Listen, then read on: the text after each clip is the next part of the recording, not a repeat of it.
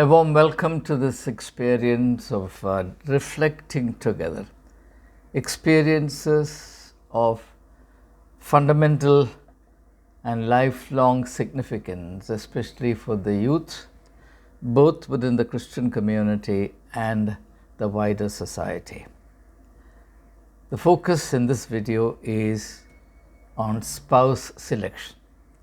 I don't have to argue that this is something of lifelong significance, and therefore those who do not take their responsibility to make wise choices, well informed and maturely made choices in this most important and quality determining choice of life, come to rue and lament their indifference to their own welfare and also their lamentable degree of irresponsibility towards their own maker.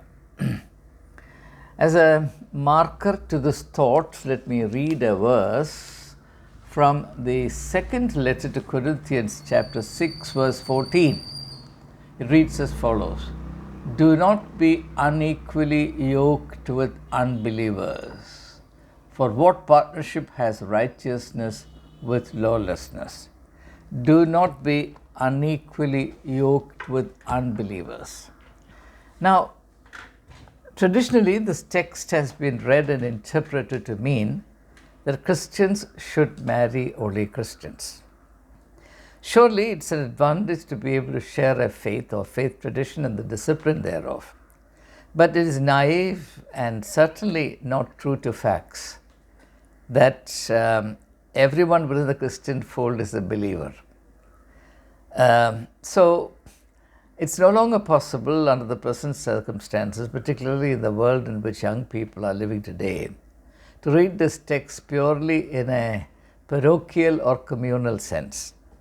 At any rate, such a reading does not agree with the larger scope of the scriptural vision and certainly the vision of Jesus Christ. So then how are we to understand this, and how does this statement connect to the awesome responsibility implied in selecting a partner for oneself lifelong partner? Now, in the context of today, I have to make a distinction right at the outset that we often use words without examining the specific connotation or specific meaning in the given context. We use words unthinkingly, and this is clearly an example when we say so and so and so and so are life partners. Actually, the reality may only be that they are only sex partners, and the idea of their being life partners in life, may be a far cry from the reality. I'm just stating it as a possibility for your own investigation and reflection. How does one go about making wise and life-enriching spouse selection? Surely this is a concern that young people would be interested in, and therefore I'm happy to offer what little advice I can to them through this video. I think the very first thing that a man or a woman on the brink of matrimony and making a choice which is meant to last lifelong has to make sure is that the person to be chosen for this purpose must be relationship oriented. This is important because we are living in a materialistic age, and one of the terrible curses in this age or this culture of materialism is the underdeveloped capacity for relationship, or in many cases the incapacity for relationship. One reason for this is that the materialistic culture trains and develops human personality to be largely things oriented and therefore acquisition oriented. I remember reading a small book by Bertrand Russell. I think the title of the book is Political Ideals, where Russell identifies three basic needs for a healthy living at the present time. Three basic conditions that have to be met if life is to be lived in a healthy manner. The very first thing he mentions, I remember, and explains in great detail, is the need to be reoriented from the acquisitive to the creative. And the need for him to emphasize this arises largely because of his reading of the materialistic culture in which people are more interested in things than in people. People are more interested in lifeless things than in living people. This may seem strange to you, this may sound strange to you, but this is very true. I have come across many relationships in which the husband and wife, the spouses, are more excited about shopping than in sharing their life. They quarrel, and they quarrel very often. And once the quarrel subsides and they begin to regain part of the ruptured mutual amity, the very first thing they do is to go shopping. And they shop all sorts of unnecessary things, and they come back home and quarrel about the things bought. And again, the same cycle of hate, then reconciliation and shopping goes on. So the most important thing in this experience is not relationship, but the experience of shopping, which gives to many people some kind of profound psychological satisfaction. The most life-affirming activity for them is shopping. And this is not a rare phenomenon. It is far more widespread and powerful than most people recognize. So this arises out of this very strange phenomenon, arises out of the incapacity for relationship, which itself is a byproduct of the people being more oriented towards acquisition, acquiring lifeless things and deriving pleasure and a sense of fulfillment through acquiring rather than through relating. Now, this is a serious defect in personality, and if you happen to choose such a person as your life partner, God help you, that's all I can say. So every young person has a duty, both by himself or herself and by God, if you like, the Creator, to ensure that the partner chosen for life, if it's a life partner rather than a sex partner or a tool, an object, to ensure that the person thus chosen is relationships capable or relationships oriented. And this cannot be taken for granted, because more and more people in this growingly consumerist materialistic culture are becoming relationship challenged or incapable of building and sustaining relationship. Now, when we talk about the capacity for relationship, obviously the most important thing is the capacity for life, because relationship has to stand, if it is to stand at all, on the foundation of love. Love alone is the rock on which the mansion of a relationship can be established to stay firm in the midst of difficulties, pressures, trials, tribulations, all of which are sure to come in the course of one's life or the course of the relationship upon this earth. So, love is often understood as a kind of vague romantic feeling, but that's not the idea of love that I imply here. In order to avoid such confusions or mistakes, misunderstanding, let me give a few indications as to what I mean when I say that one of the most important things that a young person, male or female, has to make sure is that the person chosen to be a life partner is love oriented or is a capacity for love, because this again cannot be taken for granted. Therefore, as many writers in modern culture have already told us, the that we are living in an age of organized lovelessness. People are actually scared to be loved. It's not that you cannot be loved, it is that you are afraid of being loved. This might seem strange to you, but this is actually true. Many people hide themselves from being loved, and they resort to all kinds of clever and sometimes clumsy stratagems to avoid the prospect of being loved, which they fear furtively or secretively. And there are reasons for it, but it goes beyond the scope of this presentation to examine them.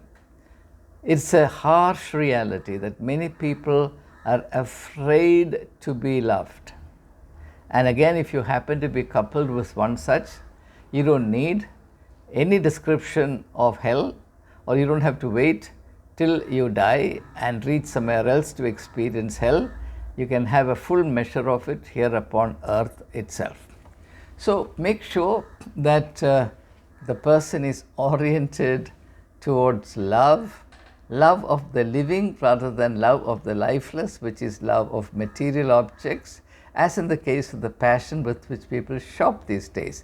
Desperate shopping as a psychological activity, not as a utilitarian process. The second thing I would emphasize is make sure that the person concerned is life-oriented. Now, one of the things I've learned from study of the Bible is that humanity, since the fall of man, has been oriented towards death. And in fact, this death orientation has been aggravating or worsening over the centuries through the passage of years and change in culture.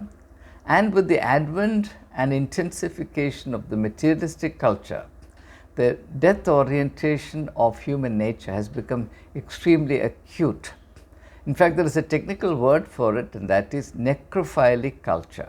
Necros in Greek is death, philic means in love of. So, being in love of death. The whole culture falls in love with death. The culture is death oriented, not love oriented.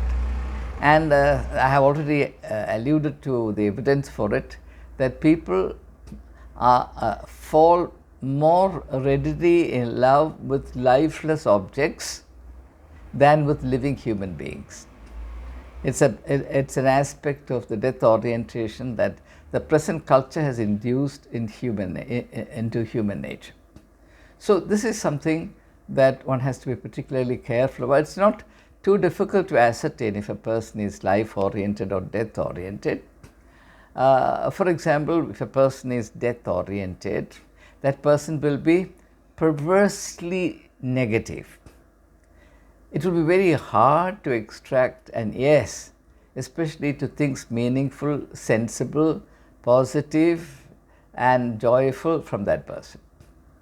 The person concerned derives a malicious sort of pleasure by simply blocking, resisting, frustrating every attempt to improve the given situation, including the relationship itself.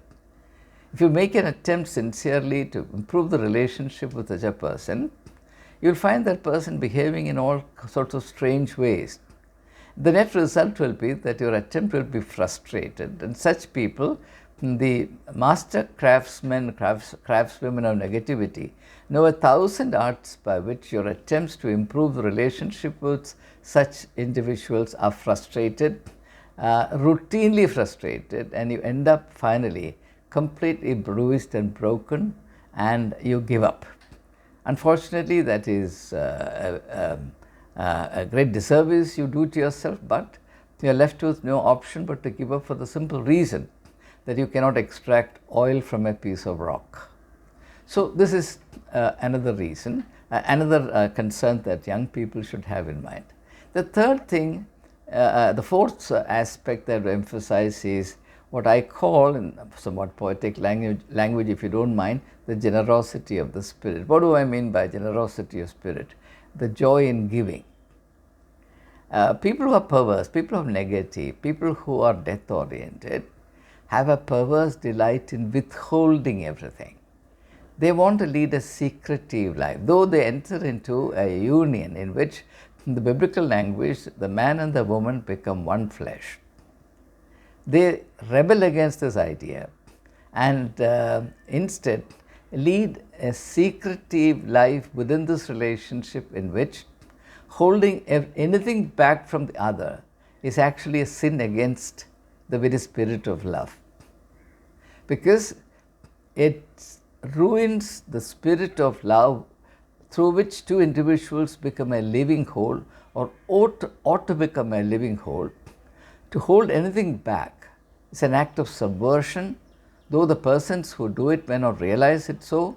It's a serious problem, and it ambushes, destroys, kills any prospect, or whatever prospect there might be, of building even a modicum of a positive or even a normal relationship.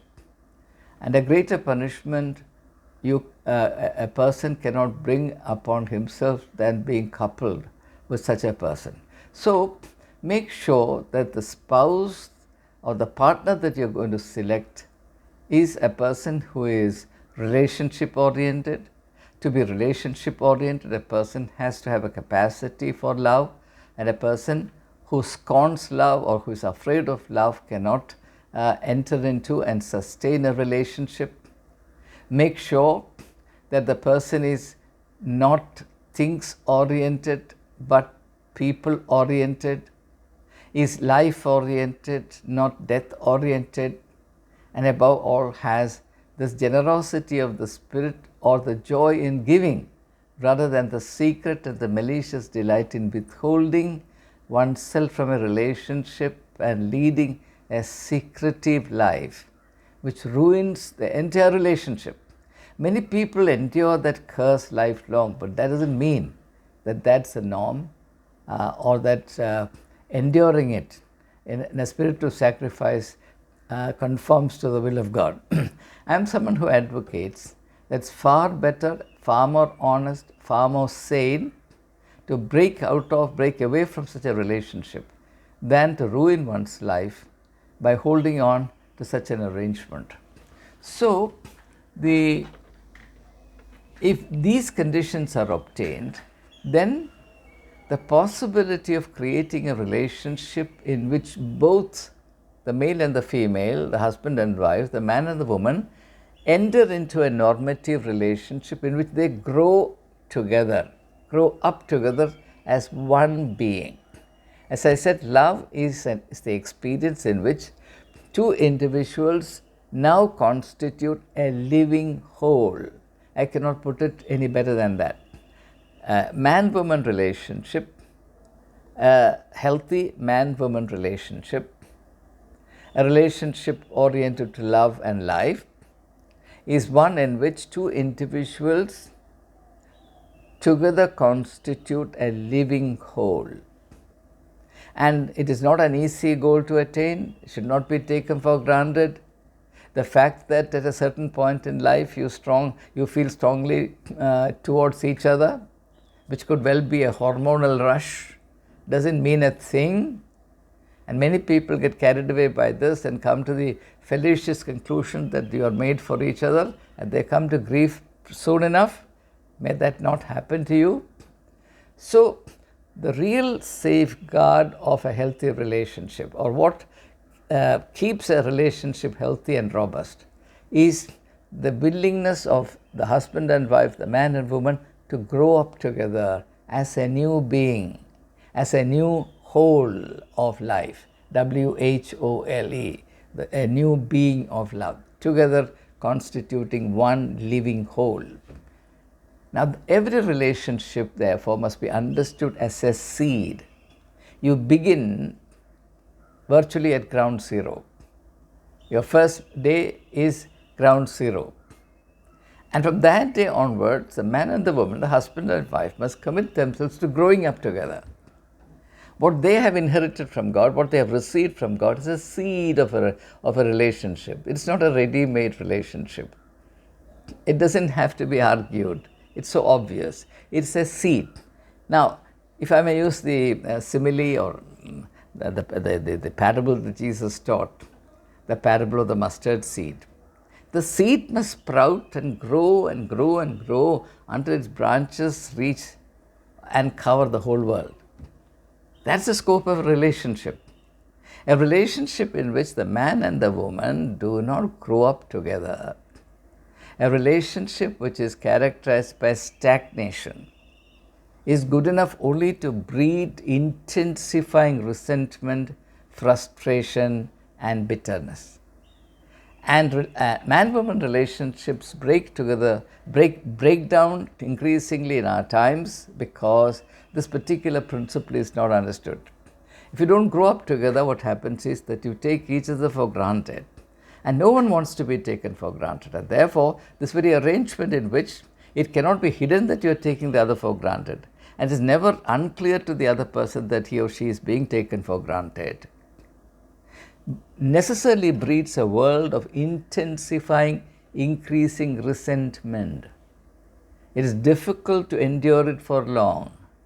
Therefore, relationships break down, and if unfortunately relationships don't break down, the two split apart. They live within the same four walls, under the same roof, but they're poles apart, and they punish themselves lifelong with each other. Now, in a video that I made earlier on being in love, again addressed specifically to the youth of India, I define love as that experience in which one discovers oneself through the other. Now, in such a relationship, it is obvious that one does not discover oneself through the other. Rather, one punishes oneself through the other. One degrades oneself through the other. A stronger cause of corruption of personality cannot exist on planet Earth than having to live in the state of hell upon earth of a perverse relationship in which both are incapable of doing justice to one another. And I strongly advocate that when the two participating individuals realize clearly and finally that they cannot do justice to each other through this relationship, they should part. It is like a patient who is brain dead. There is no point in keeping it on life-supporting systems. It is not life-supporting system, it is death-prolonging system. So, I've said a few things so far, merely in order to emphasize, to illustrate, to convey to everyone who is listening to me the importance of making responsible, sane choices as far as life partners are concerned, and the terrible consequences if this responsibility is made light of or is neglected or taken for granted. So, every relationship must grow towards its maturity and fulfillment, and the growth of a relationship must be understood in terms of fruitfulness, which is to say that a growing relationship becomes a blessing to others, primarily to the children who are born to that relationship, but not merely to them, but to all around. For example, if you are in a loving, positive, life-enhancing relationship, you become a nucleus of joy and happiness. And wherever you go, you spread the fragrance of that happiness, the light of that positive relationship. And that has a very strong positive influence on whoever is with you, in the workplace, in the social context, wherever. On the other hand, if you are in a dark and dismal relationship, you get inwardly cankered, your soul is spewing up gall and venom, and wherever you are, unknowingly, without even meaning to do so, you radiate negativity, you cast your dark shadows over everyone. You are unaware of it, but they are aware of it, and they run away from you. And that's a terrible consequence. You may have been a positive and ebullient personality before you got married, but because this unhealthy relationship has, without even your recognizing, degraded you and poisoned your very soul, poison the very core of your being, your personality. Now wherever you go, you're a dark, gloomy and somber presence, and you cast the shadow of your unhappiness onto everyone else. And that's a terrible disservice you do to others, unfortunately without even knowing it. Now all these and much more can happen and will happen if this most important responsibility to choose one's life partner wisely, with godly discernment, prayerfully, is not undertaken. Unfortunately, a vast majority of young people in this world neglect this duty. I don't blame them, because they have never been educated enough by those who should have given the better understanding, better awareness, to take this responsibility seriously. There's no teaching in our midst. No one really addresses such realities, though they are of life-changing consequence or life-destroying consequence, if you like. Such duties are neglected, horribly neglected. It's high time that we made a difference, and this video is a small contribution in that direction. I hope that through this, some awareness develops among churches to address these realities and to put in place a very small ministry, a simple ministry that can make a big difference in the life of young people, particularly with respect to the duty to choose one's life partner with wisdom, with spiritual sensitivity, and within the spiritual light that's given to us in the biblical vision of life. So I commend these thoughts to you and pray that young people who hear this would be blessed through its contents. Thank you.